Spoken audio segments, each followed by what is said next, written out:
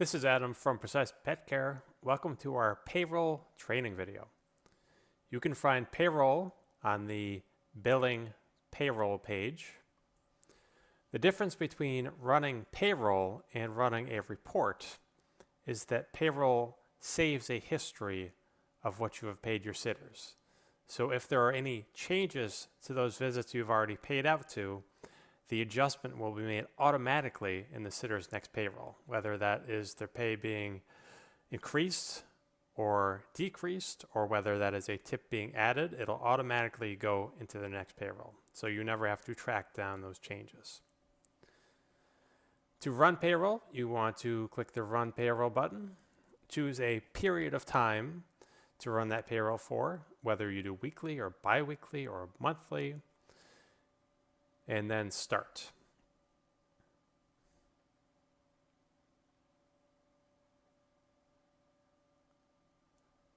And this page will show you a breakdown. Before you save this payroll, you can see how much each sitter is meant to get.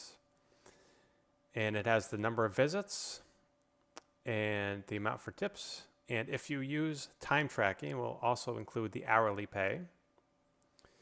If you click on the number of visits, it'll give you a breakdown for those visits. Now, we may want to pay our sitters only hourly, in which case you would pay them $0 per visit, which is the case here. We have $0 for payroll, but this sitter is getting paid hourly. Now, in this dialog, you can see if there are any red numbers. Those numbers are recalculating at a different rate than what the actual visit says. So in addition, with this dialog, you can do an apply recalculation, which will change the numbers. Anything that you see in red, it will change to that number. And that'll be both for the client price and the sitter pay. So that is a little shortcut to recalculating your visits.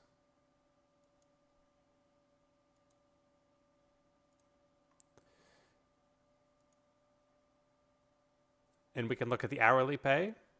If we click on the hours, it'll give you a breakdown of which days those hours were in. And then we have a total over here, the gross pay. And before you save, if you want to enter the check number, say you were paying someone, writing out the checks, you can write in the check number so you have that connected to the payroll history and any notes.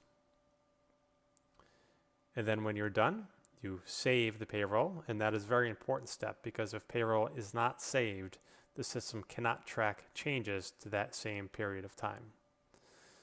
And now that I have this payroll saved, if there was a change to any of the visits that were saved in that pay period, those would automatically go to the sitter's next pay period.